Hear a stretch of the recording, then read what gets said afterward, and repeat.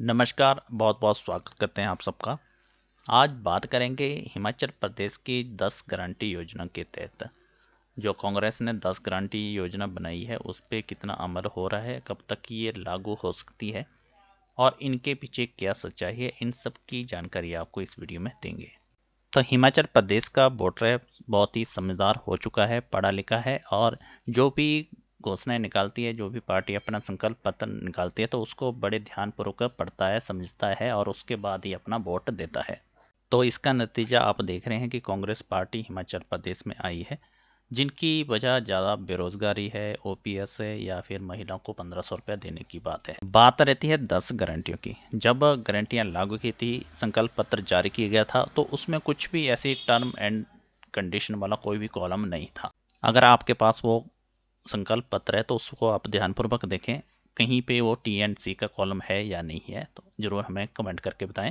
तो आज चर्चा करेंगे ओपीएस पे, 1500 रुपये महिलाओं को देने की बात पे और जो हर साल 1 लाख रोजगार की बात की है उस पे आपको थोड़ी सी इसमें जानकारी देंगे कि इसमें तो इन 3 गारंटियों को पूरा करने के लिए समय क्यों लग रहा है।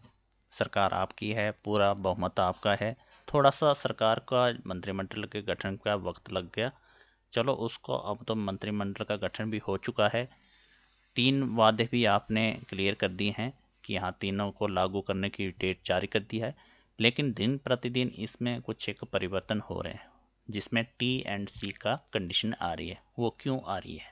तो सबसे पहले एक गारंटी थी ओपीएस की। जब कैबिनेट की मीटिंग हुई तो ओपीएस को लागू कर दिया गया, लेकिन इस पे भी थोड़ा अब टी एंड सी लग चुका है। ओपीएस देने के लिए आप मॉडल का इंतज़ार कर रहे हैं कि कौन सा मॉडल लें, राजस्थान का लें, झारखंड का लें या पंजाब का लें।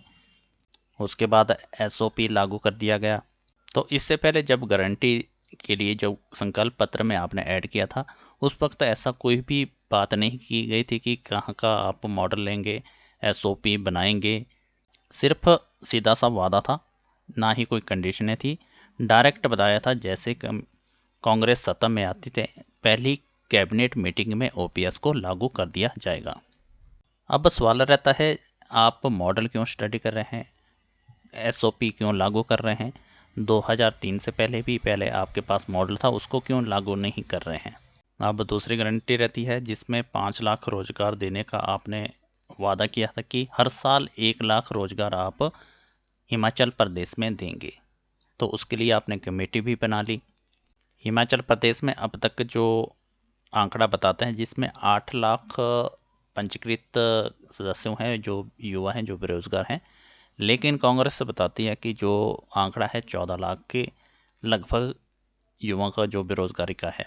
अब बस सवाल उठता है, ओपीएस तो पूरा हो चुका है लेकिन बेरोजगारों को रोजगार देने का जो वादा किया था, जिसके आधार पे उन्होंने कांग्रेस को चुना है, उसका अब क्या हुआ? अब ये जो आंकड़ा बताते हैं चाहे 8 लाख का है या 14 लाख का है, लेकिन जो ओपीएस की जो पहली मांग रखी थी उसका आंकड़ा 2 लाख था और बेरोजगारों का 8 और 14 के बीच में रहता है। तो सबसे पहली मांग तो बेरोजगार की होनी चाहिए थी, उसको ही पहले कैबिनेट में उसको लागू कर देना चाहिए था। चलो, पहले नहीं ही तो दूसरी बार, दूसरे दिन की जो कैबिनेट की मीटिंग हुई उसमें बेरोजगार को रोजगार देने के लिए 13 तारीख तक का समय दे दिया है और इसके लिए जो कमेटी बनाई है जिसमें हर्षवर्धन चौहान को अध्यक्ष बनाया गया है, लेकिन उनकी जो स्टेटमेंट रहती है दिन प्रतिदिन बदलती रहती है। तो अपनी स्टेटमेंट में कभी 20,000 जॉब की बात करते हैं, कभी 1 लाख जॉब की बात करते हैं। अभी हाल ही में जो पिछले कल स्टेटमेंट दी गई जिसमें 20,000 की उन्होंने पर ईयर के हिसाब से हिमाचल प्रदेश में रोजगार देने का बात की है। तो इस हिसाब से हिमाचल प्रदेश में टोटल जो वैकेंसियाँ होगी 1 लाख 5 साल में वैकेंसियाँ फिलअप की जाएगी। जो 1 लाख का आपने रोजगार का वादा किया है, आपसे आग्रह है कि 5 साल में 5 लाख रोजगार जरूर दें। अब बात रहती है तीसरी गारंटी की जिसमें महिला को 1500 रुपया देना है, जो 18 से लेकर 60 वर्ष की आयु की रखी गई है, क्योंकि 60 साल से ऊपर की जितनी भी महिलाएं उनको बुढ़ापा पेंशन और भी तरह की जो पेंशनें लग चुकी है। तो इसके बारे में भी बैठक हुई जिसमें मुखिया बनाया गया है डॉक्टर कर्नल सांडिल को।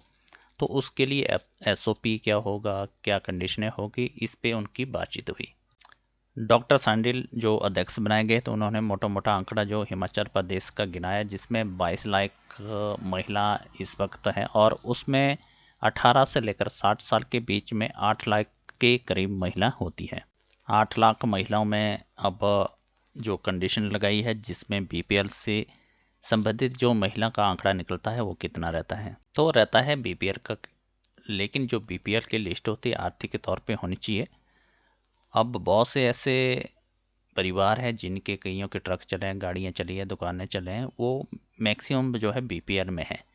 तो इसमें मंत्री का कोई लेना देना नहीं है। उन्होंने सिर्फ एक आंकड़ा निकाला है, जो बीपीएल की लिस्ट वाली महिलाएं उनको 1500 रुपये देने की बात कही है। अब बात रहती है कि बीपीएल परिवार में कितनी महिला होती है, उन सबको मिलेगा कि नहीं मिलेगा। अब जो नई बात आई है कि हर एक परिवार की एक ही महिला को जो है 1500 रुपये दिया जाएगा। पहले तो ऐसी कोई घोषणाएं नहीं हुई थी।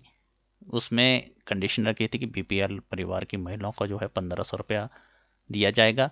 अब नए कंडीशन में आया है कि हर एक परिवार से एक ही महिला को जो है 1500 रुपया दिया जाएगा।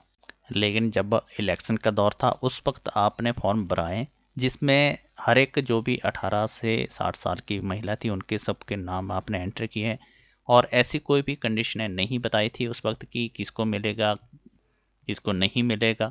सिर्फ यही कहा था आप फॉर्म को भरो, जैसे ही हम सरकार सत्ता में आती है तो आपके खाते में जो है 1500 रुपया आ जाएगा।